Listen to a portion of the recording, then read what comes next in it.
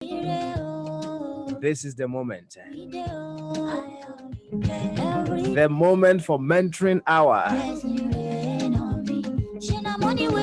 Well, for the very ones who join us on Bamaso, when we had a very beautiful chat with Madam Susan of One2One Mentoring Network, you definitely know what she is made up of. Very professional. So exciting. Self-motivated. What more can I say? Today, she's here with a team. Beautiful, beautiful team. I can see Samantha. I can see Marvin. And of course, Susan herself. And they can see me too. So I humbly welcome you all once again to Akwantufuo Radio, Abrabapa Radio, as well as Akwantufuo Radio GH. Today, the maiden edition of Mentoring Hour. We're here to know more. Without much ado, let's go straight to the team and welcome Samantha, Marvin, and Susan. Good morning, everyone. Good morning. Good morning. Good morning, Papa. Excellent. How are you? How are you? I'm doing as awesome as the sun. Good, good. And how about you all? Yeah, pretty great. Fine. Yeah. Yes, pretty great. Yeah, we are very pleased to be back. I'm pleased to be back, and thank you for inviting us once again. And we're actually proud to be part of your show, Papa. We're pleasantly surprised when you contacted us about doing a mentoring hour. And so I hope your listeners will be happy with what we have to say. Beauty. Well, straight away, I have seen your topic for today. Sounds very interesting. The importance of mentoring our children through school. I know that is your area. But first of all, I would want to know a little bit about Samantha and Marvin, a little bit, so that listeners would also have a brief idea as to who they are going to be listening to. For sure, they know Susan. So straight away to Samantha. Hello, Samantha. Hi, Papa Smiley. Good. Thank you so much for inviting us along. I do feel sort of honored on the blustery, cold morning in London. So a bit about myself. I joined this initiative. I was asked by a friend to see if I was interested. And of course, I just thought this is fantastic. My background is in finance, HR, and operations. And I have had extensive years working with media companies, publishing companies, that sort of thing.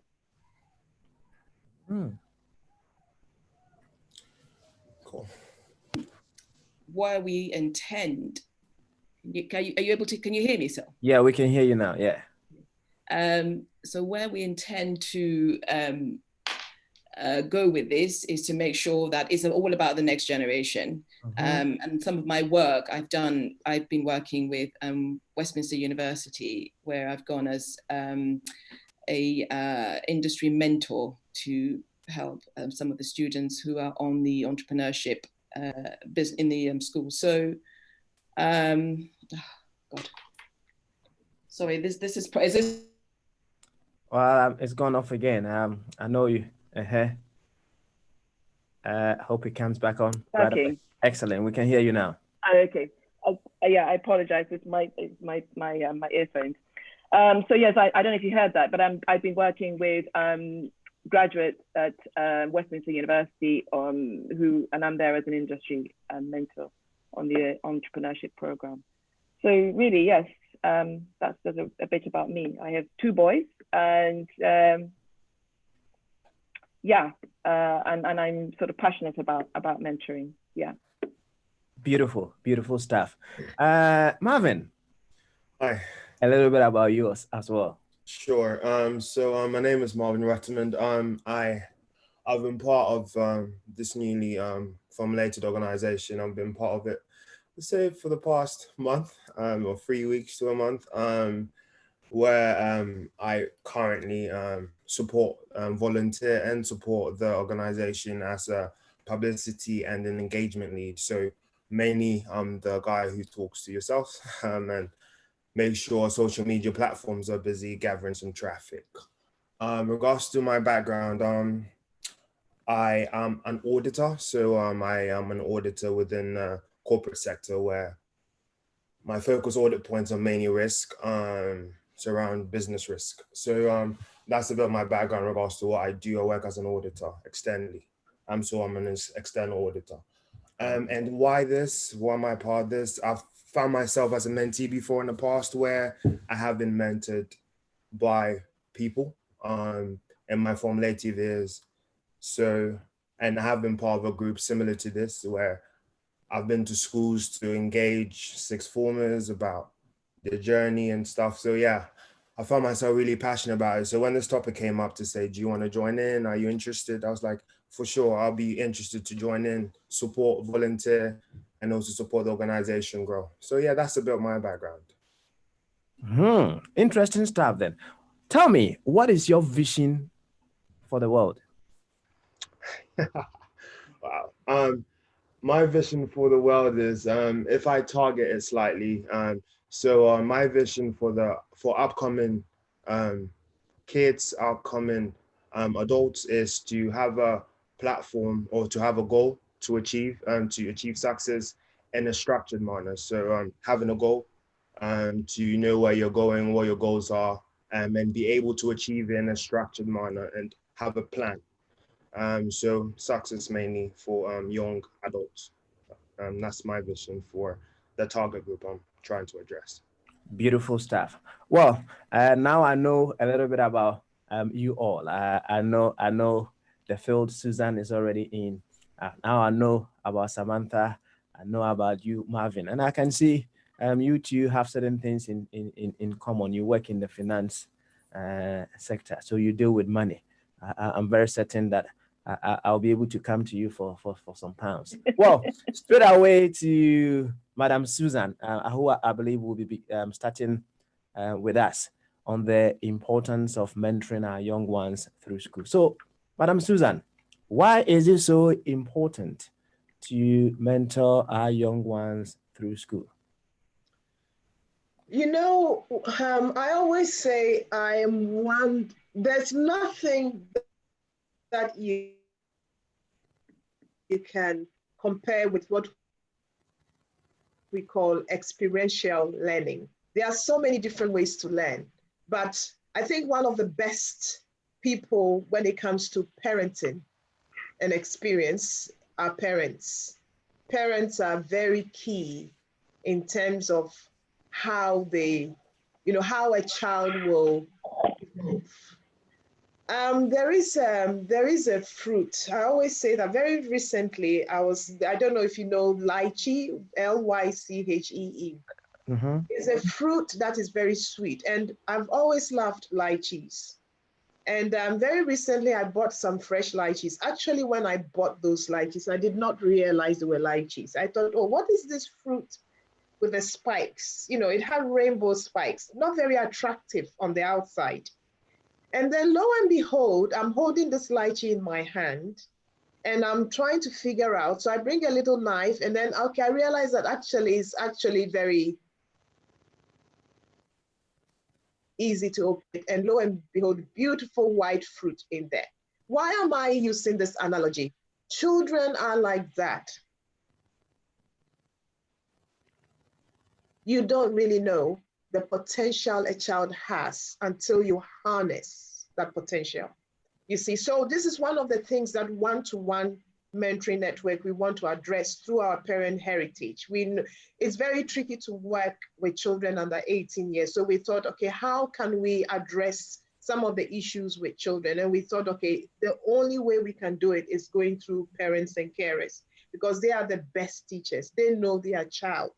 So it's using some of the methods, some of the experience we have, and working with parents to help them uncover the lychee, uncover the treasure within. Okay, so the question about why mentoring, who else can mentor their child?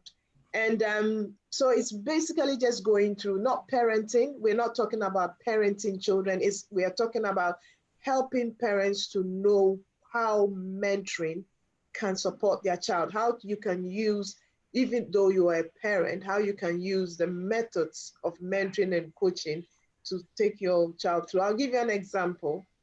When my children were very young, before they went to school, I used to, put them in the buggy, we'll go for a walk. And I started teaching my children numbers and letters and colors by just asking them, what number is this? Of course, we read and we do all those things, but, before they went to school, they knew a little bit more about colors, they knew about a bit about letters, they knew about things, because it was just those conversations and those interactions I had with them. They picked a lot up, and it may seem like a very little thing. And it may seem like, oh, isn't that what parents do? But that's an assumption, because some parents might think that, oh, okay, I'm not going to bother. I'll wait until the child goes to school. So one of the things we impress on our parents is you start from when they are very young. When they are very young, interact with them. Don't put them in front of the TV. Don't ignore them. Church is good, but you have some parents just basically leaving the education to the school and leaving the education to church. And then they are out of the equation, because it's almost like someone else will be taking over that responsibility. And this is what mentoring, our form of mentoring when it comes to one-to-one, this is what it is about. Okay, all right. Well, you made mention of parents are best entities to be able to bring out the best out of children. I like your analogy of the lychee, right? But let me ask, there are some parents who hardly would want to present themselves to their children as having made some mistakes in the past. That is to say, they present themselves as being perfect. And as such, they just want perfection out of their children. To what effect do you think that helps these children to grow up to become wonderful people?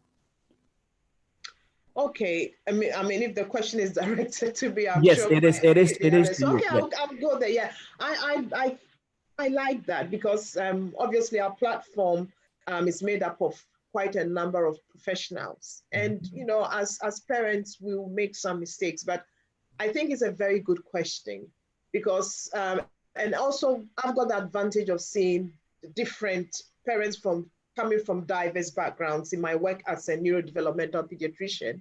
And the advantage I have as a neurodevelopmental pediatrician is I see children who have developmental problems affecting learning at school. And I see different parents who put that sort of pressure on their child because they can't understand why they are a professor or they're an engineer or they're a doctor and their child has learning difficulties. And they try and give them all the tutoring and everything else, and nothing happens, you see. So how I go about this when I'm dealing with parents, either in my personal life or in my professional life, I do tend to say to them that use, and I think that is something that resonates with parents, and I've resonated with parents. I say to them, go at their pace, you see, because one thing about children is if you put too much pressure on them, they will not produce. And I do have that same, experience. Being a mother, I come from a home of high achieving, either in my immediate family or my extended family. And I learned very early, very, very early, that it doesn't matter what your genetics and what your personal genetics is. Your child will come with their own set of genetics. And so therefore, you shouldn't expect your child to be you. I knew right from the start. I remember my children, they were not even 10. they looked at me and said, "Mommy, we do not want to become doctors." They were in 10. Those two boys looked at me and said, "Mom, we don't want to be doctors." I don't know why they said that, So right from the start, I knew that it's all about the child, their potential, what they are good at, and it's about being happy. It's about resilience. What do they have? What giftings do they have that can help them become more resilient? Because it's a hard world. When they become adults and you force them to go and do medicine, and they end up not liking it, or you force them to go in engineering and they don't like it, that even knocks their resilience down. So the advice I'll be giving to parents who are very high achieving parents who are putting that sort of pressure because they feel that they come from this family of doctors, or, oh my goodness, I mean, he wants to play football, or he wants to become a musician. My advice to them is stand back and nurture your child's talents, because children come with different, there's this film, I don't know if you've watched Forrest Gump. I love it when he said, life is like a box of chocolates. You don't know what you get, and I'm not saying it with a tongue in cheek and I don't mean it in a sarcastic way, but this is exactly what it is. We are all different and we all come with our unique talents and unique gifts. And so we should be treating those children like that. These artists come with their unique treasures, unique gifts. They are not clones of parents. So if the child cannot be an engineer, what can they do? That is what is important. And what giftings do they have that you can nurture, so that the most important thing is that they are happy and then they can be resilient.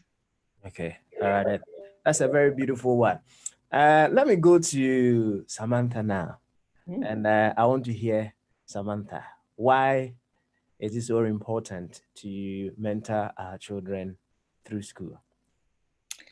So listening to what Susan has been saying, I'm totally in agreement. I think it's getting them when they're quite young.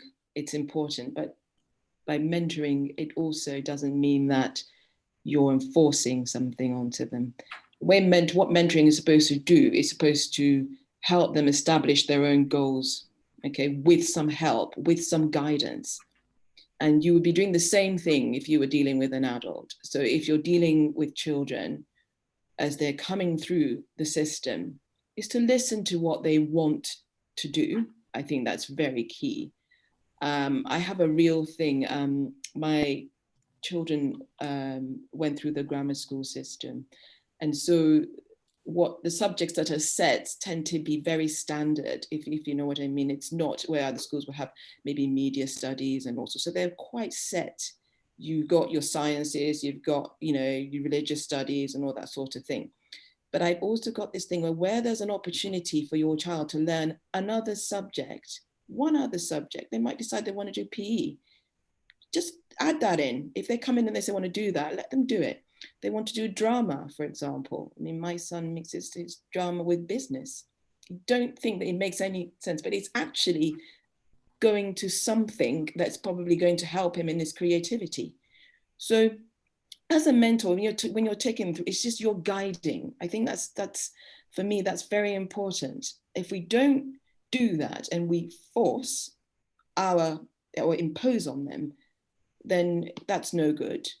And also when people think about that, it's not coaching. And I think sometimes it is difficult. I would suggest that people, if you've got friends, say for example, you've got friends who are doctors or your friends who are pharmacists, and your child is interested in any of those areas, use your network to get some mentors, because sometimes it's quite difficult also for you to mentor your own child, apart from doing the usual thing. This is what Susan was saying about parenting. But if you are asking for help, look into your network. If you can't find it in your network, look elsewhere. There are lots of, come to people like us. We'll guide people through it. But I definitely think that it's very important, because it's all about having a plan. Okay, having some kind of a plan. And I think I would worry if I felt like an 8-year-old was sitting around thinking, oh my goodness, I'm losing my mind because my mum thinks I should have a plan. It's just working through their interests, because actually through their interests, generally there tends to be some kind of a path in there. All right. Quite interesting. But before I go to Marvin, I don't know. You guiding your children and what have you. Back in Africa, we have strict parenting, right? Parents always tell you what to do. You have to do that. You have to do that.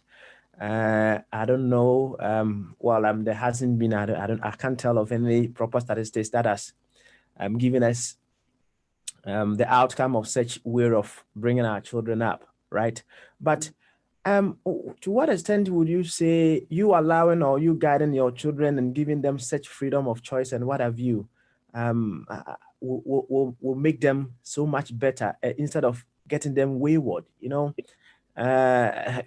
all don't want our children to be wayward, and we would want to make sure we put them in a corner that we want. Now, we giving them such freedom of choice and what have you. To what extent would you be able to prevent waywardness in our children as well? I think it's that question, I can answer a little bit of that, and maybe one of the others can sort of continue. I think for me, the key word is guiding. It's guiding. When you're guiding someone, you're essentially, they kind of know where they're going, but you're holding their hand. That's your job as a parent anyway. So, depends on what your child decides. But I'm definitely not from that school of it's what I say is what goes. That's how we grew up, and that's how I saw my grandmother. When we lived in Ghana, it was the same sort of thing. But my parents were a little bit more liberal. I will give them that credit because they would say to us, look, it would be really good. For example, I was, you're argumentative, or you're somebody who's very thorough in what you do. Maybe you want to become an accountant, or you're somebody who's really good at debating. Maybe you want to become a lawyer, but it may not be what you want to do. And I think I can understand that sometimes it's difficult, because sometimes it's not all parents that even have the knowledge to guide. And again, that's when you go and get some help. But it's important that you do stay involved. You can't just either let them go off. They come in and they say, well, I want to go off and become a musician. And you say, okay, that's great. And then they say, well, I'm playing with a band, so I'm sorry, I'm going to be spending evenings with my friends playing. You want to, at all times you tell them you need an education to back that up. But you also, if they want to do it, well, you say, then you do it properly.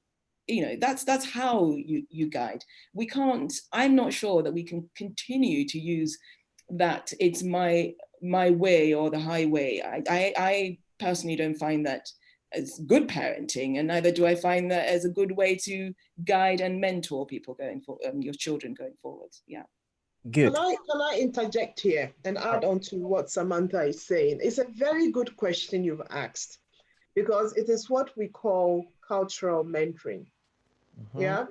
Now, any good mentor or coach would know that when you are mentoring anybody or coaching anybody, you have to take into account the culture. And culture is not necessarily where you're from. Culture is your mindset. Yeah. And I'll give you an example of a cultural mindset.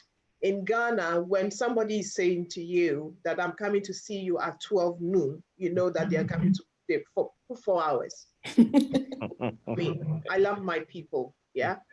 But we are Ghana time and then UK time, yeah? The mindset is different here, and the mindset is perhaps different in some parts of Africa. I don't want to stereotype all Africa, but this is our beautiful culture. This is who we are. So when I am in a situation where I am finding that I am working with a parent around mentoring, I will put into consideration the culture. And the unique thing that our platform is the fact that the people in the network, we've got this sort of duality where some of us were born here, Marvin grew up here, practically. You can hear from the way he speaks. He's younger. And we have some of us who born and grew up in Africa or elsewhere, and then we've come here when we're perhaps in our 20s, and then progressed through our career, lived here, had our children. So we've got this beautiful duality where we know our culture. We are well anchored within our culture, and we are also well anchored within the culture we live. Yeah. So we have that in mind. And this is where when I'm working with a parent like that, we'll have to explore what it means by going wayward. This is where we start from. I'll start from, okay, what do you mean by a child will go wayward? You see, so wayward will be the first thing we'll look at. And then we'll start exploring the understanding of waywardness and my understanding of waywardness and how they think that they can prevent that. And how, so we'll look at the cultural influences, because we have to be careful about whether we like it or not. We all have cultural mindsets, and people, whether we like it or not, it doesn't matter where they live, they will have those influences. So this is how we work, and then we'll explore, and hopefully we'll come to a position where we can understand that, just like my Samantha said, giving a child a choice doesn't mean that they'll become wayward. And then we could use examples of our own experiences, and that's the beautiful thing about mentoring, where, ages as they get older, where you can release things a little bit, why it's important to explore, so you are putting that positive spin on the child's giftings and the child's talents, and you are supporting the parents to explore that. And I don't think any parent will sniff at that. I don't think so. I think every parent wants their child to succeed. So if you come from the point of the child's strengths, you see, then they can then look back and see, okay, actually, anytime this child does math, they really struggle. But when they are on the PE ground, oh my goodness. Or when they are singing, oh my goodness. So we help the parent to start looking at that. So it's not just about the child, oh, mom, I want to do that, because I do agree. We need to guide our children, because in fact, a lot of the time they don't really know, because what we call executive function, they haven't matured in the brain to know sometimes what they want. So I agree. But there should also be that working with the child to help them to explore their own strengths. And at the same time, you are increasing their self-esteem. And as the child has more self-esteem, they develop resilience. And resilience, like what we spoke about the other time, is one of the 1 R's that you need for lifelong learning. And especially in a country where a lot of us are the minority, one of the best qualities you want to give your child is being happy and being resilient. And if they have that, they can achieve a lot. And this is what mentoring brings out. But we do understand the cultural differences. And that is why we've set this up, because of the unique, position that we find ourselves, as most of us on the network, having that cultural duality of being here and coming from elsewhere. Beautiful, beautiful. We're talking to One2One Mentoring Network this morning on a very beautiful topic, the importance of mentoring our young ones through school. We have Madam Susan, Madam Samantha, and a very fine gentleman, Marvin, on the line as we speak now. You might be wondering, how do I get in touch with these very wonderful souls? Very soon, as we are about to round up, we will give all the details as to how you'll be able to use their services. No, don't worry. I know they will look after you. It comes for free. Don't worry. Yeah. So they will look after you very, very well. Let's go straight away to you, Marvin. Marvin. Yes. This is my concern. I know your two fellows have spoken about the importance of mentoring our young ones. Now, you see, there are so many instances that people live from the pains of the past, right? Yeah. Instead of living with the learnings of the past. And there are so much experiences many parents have gone through from childhood. Some of the experiences, if some of the parents are talking to you about them, you'll be marveled. Now, to what extent or what programs have you gotten so that You would be able to help parents free themselves from the pains of the past and pick the learning from them, so that going forward, they will be able to train or guide their children from the learning instead of using the pain to treat their children. Okay, cool. That's a quite a comprehensive question, but thanks for that one. So in my opinion, regards to past experience leading to um formulation of a child's development, in my opinion, you, you can, it depends how you want to look at it. So if you're looking at it from a positive perspective, past experiences can make an individual or can put a person in a scope where they can then use their past experiences in a positive way to influence their kids or their children, right? And then you have ones where their past experiences can lead to a negative approach where, due to their past experiences, they might want to shield their children from what they have experienced, and that can lead to a negative spin as well, right? So regards to what we're doing and regards to how parents can coach or guide their kids to have the right attitude or to find themselves on the right path. That's why we are present, right? So as my colleague said, we have a diverse portfolio of different individuals, right? I spoke initially about coming from a path where I found myself as a mentee. Am I still being mentored? Am I still learning? I learn every single day, even through work, right? So in my opinion, if we can make ourselves available, so let's say a mentee or a child or an individual comes to us, say, I need support, right?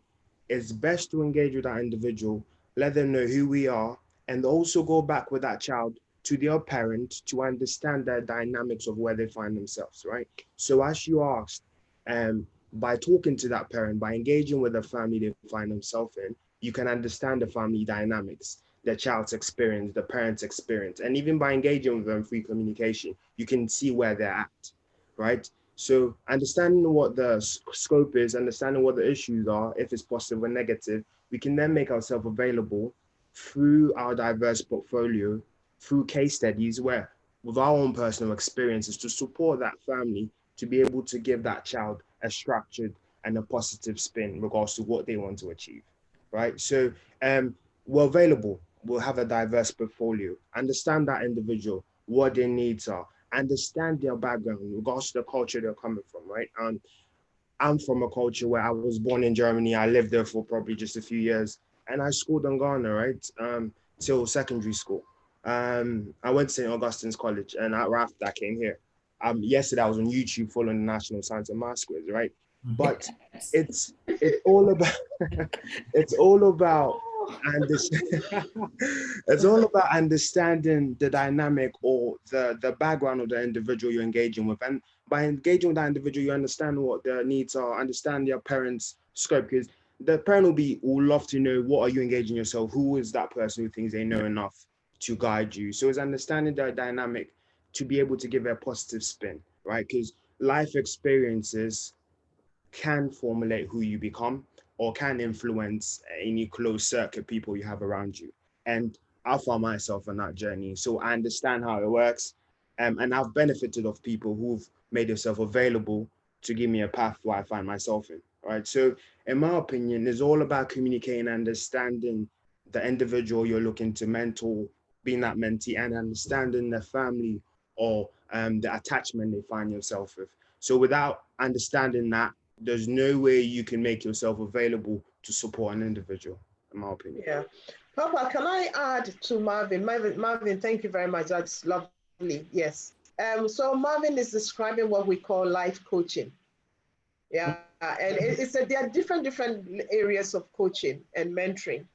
Where a lot of it, we always say that if you're a coach or mentor and you don't explore obstacles, then you've not done your work. And if you can remember, I quoted this equation: potential minus interference is equals to performance. Yeah. So the interferences in our lives are the obstacles. And some of those obstacles cannot be just your external obstacles. Yeah, because you live in the UK, and so some doors might not be open to you, or you can't speak a certain language, but the internal obstacles are equally very important.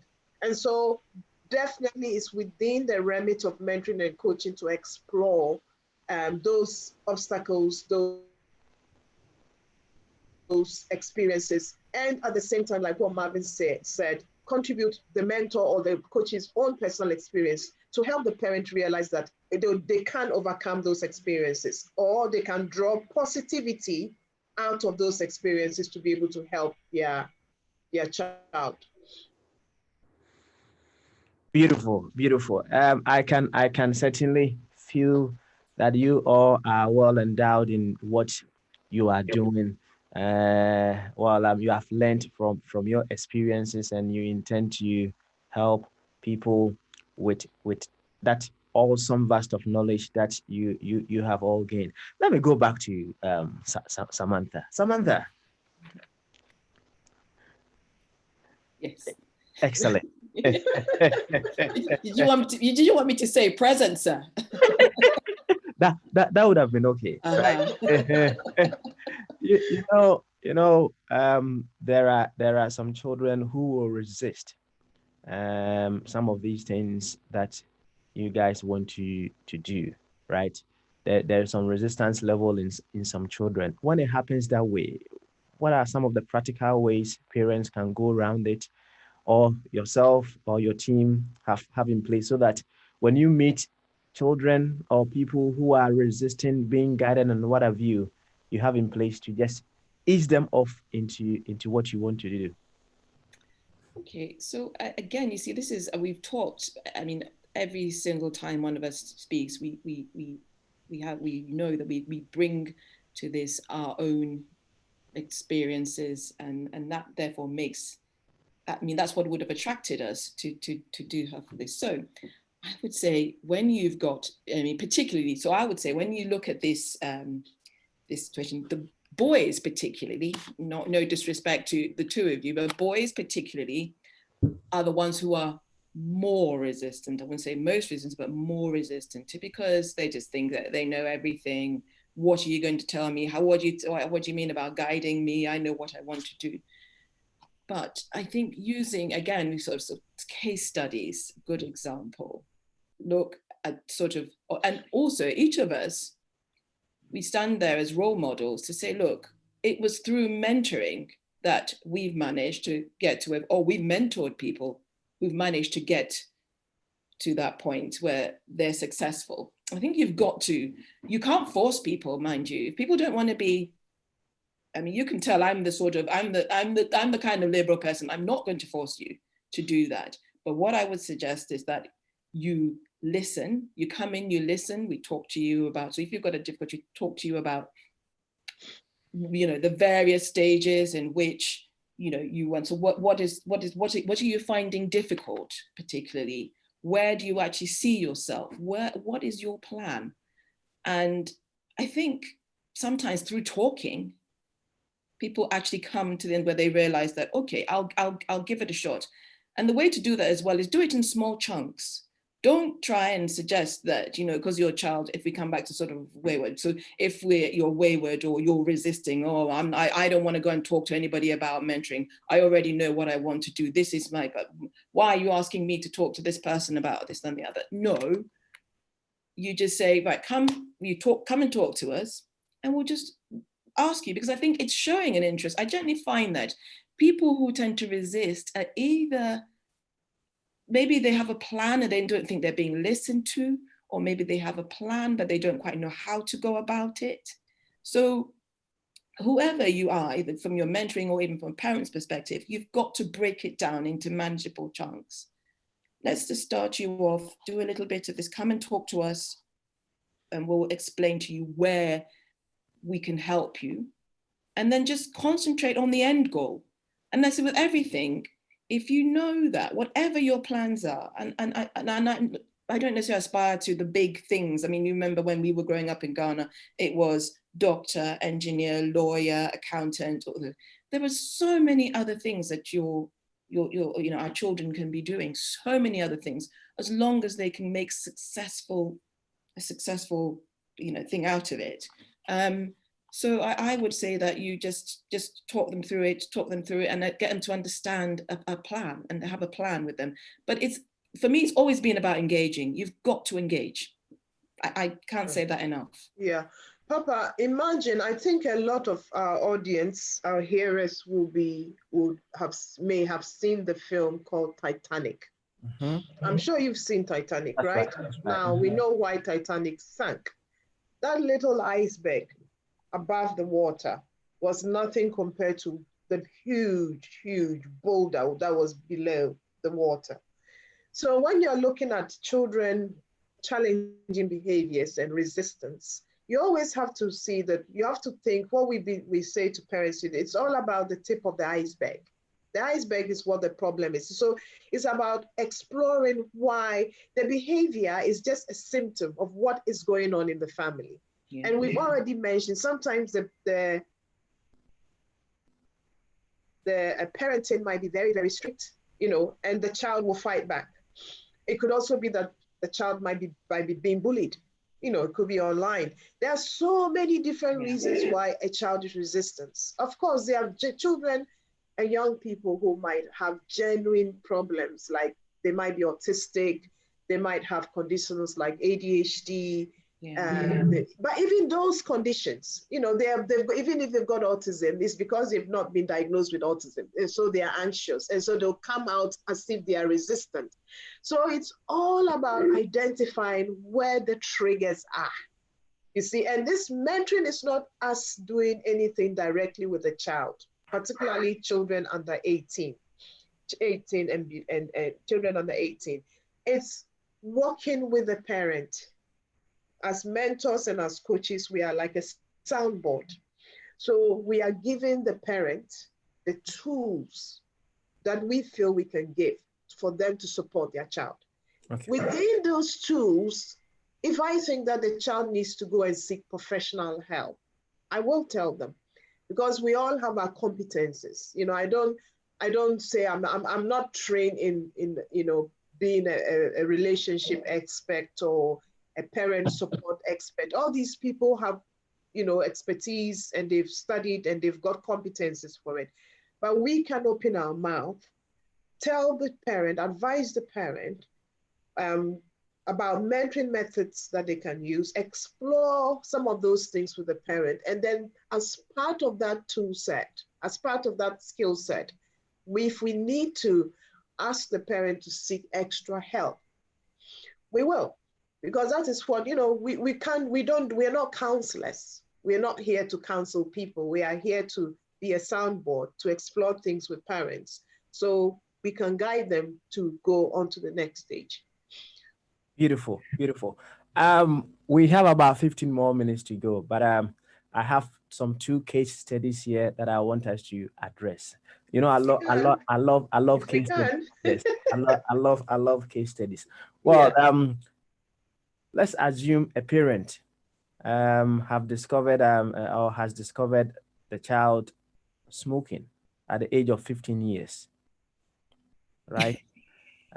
Where or what should this parent do? Where should she begin from in addressing this particular case? Because she doesn't want to see the child growing to become a chain smoker or a smoker. She has realized the child is smoking. Where does she begin from? Okay. So first of all, I'll be asking the parent, a little bit more about how whether they think that the child is smoking, because you'd be surprised that parents might say that they think that the child is smoking and it's a suspicion. Mm-hmm. It could just be a suspicion. So it's about whether they are suspecting that the child is smoking, or somebody like a friend. How we are African women, we see our friends' children who would come and, this is how we are, especially mothers. Or they've actually seen the child smoke. And then also I'll be interested to look at the environment, because is somebody smoking in the family? Because if somebody is drinking or smoking in the family, it's highly likely that I might pick that habit up. Yeah. So I'm exploring what is happening in the home. And then I will be exploring. So if, for example, they've said negative to all that, and obviously they are really stressed and that the child is smoking, then the next bit is trying to explore with them, what have they told their own child? How have they reacted to the smoking? Are they like, bashing everything and threatening? And, one of the things that we normally say, oh, I'm going to take you back to Ghana. Some of those threats. I've said it before. When we are angry, I mean, every African mother has a way we react. It's, my children always do it back to me. But then, anyway, so how have dad reacted if that is in the system? How is mom reacting if that is? So for me as a mentor, apart from obviously ensuring, looking at going to education, making sure that we both know as a parent and myself that, smoking is bad for the health and everything. Be exploring more. My focus will be on the reaction. Yeah, because me and this parent want this child to stop, isn't it? But there's something about the child themselves being willing to stop. And they can stop and pretend to stop, but they can actually go and do it behind you. So it's all about education. So reaction in that, making sure you are communicating the health issues to the talking to that child. Like I love what Samantha was using. Samantha has kept using things like engaging, not imposing, not you have to do this, the way we wag our fingers, but it's engaging, making sure they understand. They are so young. They may be doing it because they feel it's peer pressure, it's cool, but making sure that the child understands the harmful effects of it. And then giving the parents the tools to explore how they are doing this. And perseverance. And I would really, really suggest making sure they also make an appointment to see the GP. Because you know what, sometimes it's good to take it away from the parent, and then get somebody, either a school nurse, because they have so many of these health promotion things within the school and within the GP surgery. So definitely, if that doesn't succeed, then definitely, obviously we can support the mom as well or the dad through parent heritage, as long as the child is sitting with them, that's fine. But definitely through going through a health expert through the schools or the GP will be one of the things I'll be suggesting. All right, beautiful. Let me go straight to Samantha before we run it up with Marvin. Samantha, you have been known for, as Susan said, one word, engaging. Well, is there a particular age where a parent can begin to engage the child, or right from birth, you start engaging the child? Okay, so I guess, again, once again, I can only use my own personal experience. I don't know, I am not a qualified child expert, other than being, I think, a reasonably good parent. Engaging, so for me, I have two boys, and we're here in London, and it's the general worries that we have all the time. So I have this thing where when they come in from school at the end of our working day or their working day, I want to know what they've been up to. You strike a conversation, you get to a point, particularly with teenagers, where you're getting one syllable responses. How was your day? Good. What have you been up to? Not much. That's two words. And then the next thing is, are you hungry? Yeah. But at some point, I remember someone teaching me about talking, having open-ended questions that mean that it requires more than a yes or a no. What have you been up to today is a good one. Or how are your friends? What are your, because also it's quite key. When you're trying to take your child through, it's important to know who their friends are and what they're up to with their friends. So you've got to sort of try and find a way, because I think for me, that's sort of how I managed to understand what my children were up to or who they're with. But a certain part of you knows that if you don't ignore your children, just because, I mean, my boys know this, they talk to me as and when, not because I'm boring, but because they kind of see me as, the mum who comes in and chat. But it doesn't matter to me. I'm still in there, whether they want to chat or not. I'm the engager. I'm in there. I feel that's my job. And all right from the start, from the time that they were little, when I was taking them through from swimming lessons to football to whatever, you get in there, you're not just you as a mum, but you're as a father, both of you just engage with your children. You've got to get into the point where you talk. Find a subject, something that they love doing. If you watch football together. If you like Formula One, watch Formula One together, whatever, just do it. You've got to you have something that you can actually all do together, because that's a good way, I think, of engaging. Yeah. I love that bit. Many parents don't even know the interest of their children. Yeah. Right. Sure. And when you get to know the interest of your Good children, point. yeah, that is a good starting point. So Marvin, tell me, what are your interests?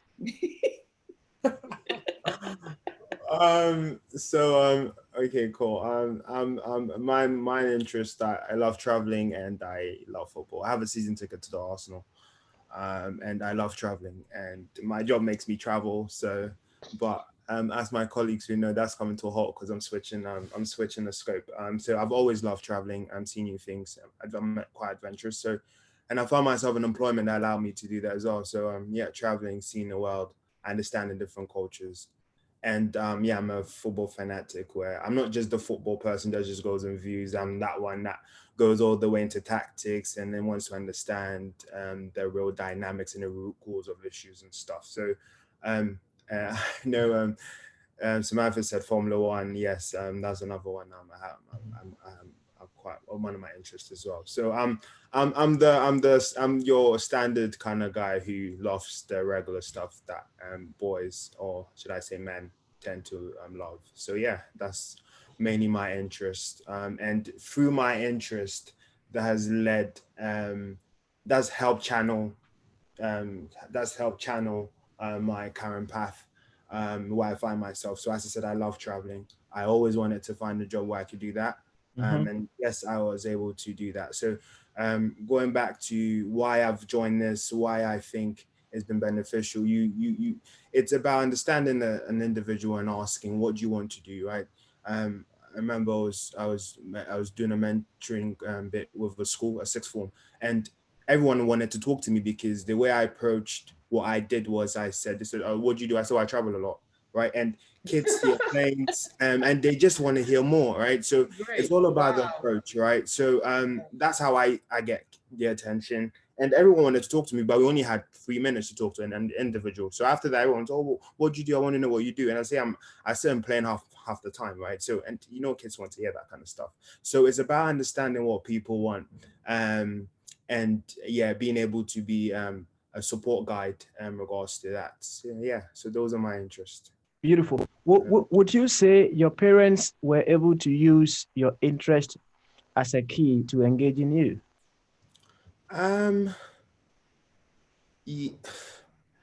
Yes and no. So I left home when I was 16, right? So my dad, yes, my dad was the flexible one. My mom was the one who said, we live in Accra, so go to Achimota. And I was the one to say, no, I want to go to Cape Coast. And she said, no, when you go to Cape Coast, you end up smoking. So, so yes. So I came from a home where my dad was flexible and liberal. My mom always won because she was the strict one. But I would say, I think having that, being fortunate, being on my own from 16, I had that flexibility where extended family were able to have an input. So yeah, I'll just formulate it. I'll just leave it like that. Yeah. Enough said. Yes, enough said.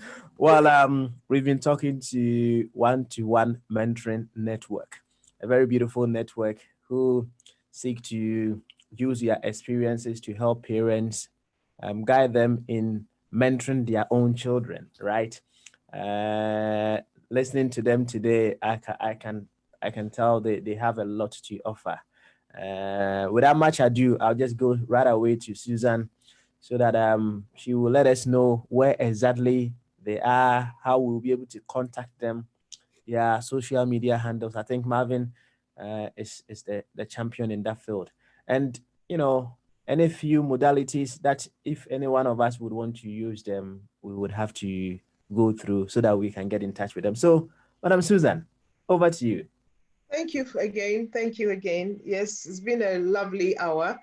So yes, I would really encourage anyone at all who either you want to be a mentor for our network, it's a charitable organization, not for profit, or a mentee. You also could join the Parent Heritage. And mind you, we've had parents who want their children to go through university, medical school, college, apprenticeships, and they don't really quite know the system. We are hoping to work also with people traveling from Africa who want to come and either start a career or come into schools here. So we've got some contacts in, for example, Ghana, who will hopefully be working with some of the councils, foreign councils. We can work with some of our consulates here as well.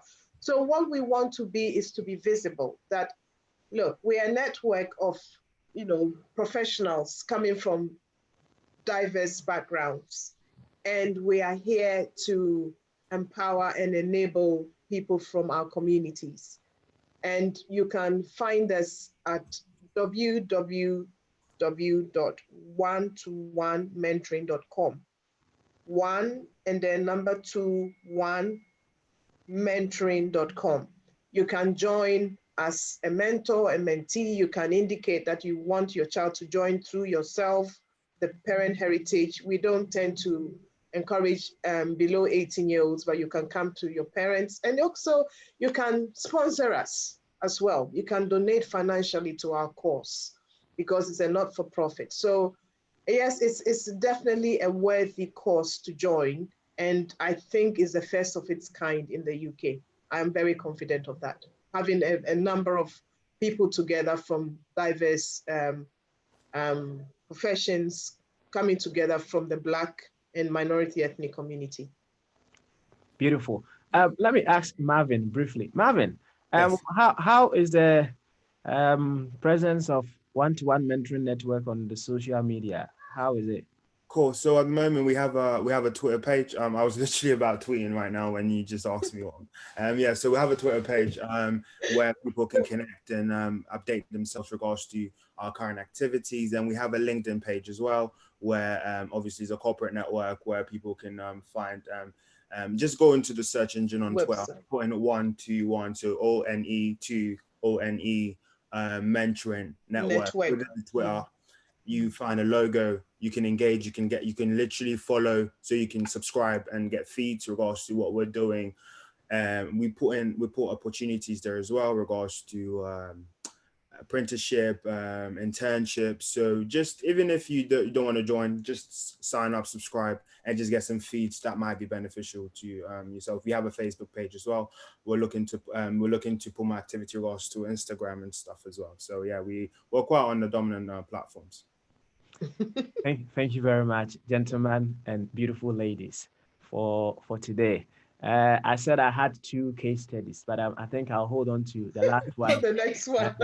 when we come again next week. But a question just came through, and then it was about, many a time we have children of pastors or religious leaders turning out to be, quite troublesome, right? Not to cite a particular case, we had one pastor in Ghana, top pastor, let's put it that way. I know. You know that story, right? We know the story. We know the story. Yeah. I think next 2 weeks we would have to use that as a case study. Yeah. Why it turns out that way, and then possible help that we can offer parents to that effect. Can I quickly say, Papa, that this is, the first, when you asked me the first question, I said every person comes and created with their own gifts.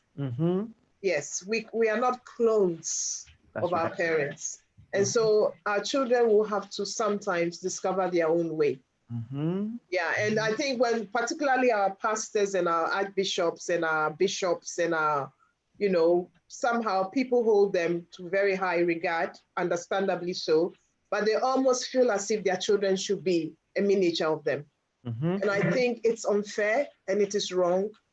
Yeah, it's almost like me being a doctor. So definitely your child should be a doctor, and I think there's that level of judgment sometimes that happens with some of our very upstanding leaders in the community that, oh my goodness, this man of God and the child is doing that. That has no bearing on the man of God. At the end of the day, God also will, put each and every one on their own spiritual journey.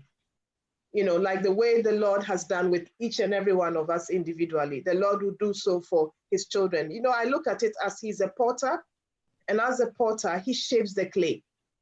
He shapes the clay.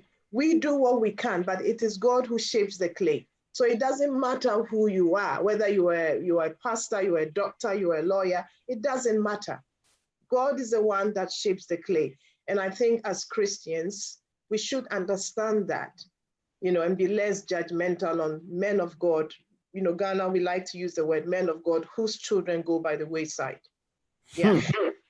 We will go in detail of this, right? When we come again next 2 weeks. For me, when I was young, I never thought I was going to sit behind the console. I wanted to play for Arsenal, right? Yeah, but here I am. Marvin is laughing. Here I am. But we will go into detail. Fair enough. Thematically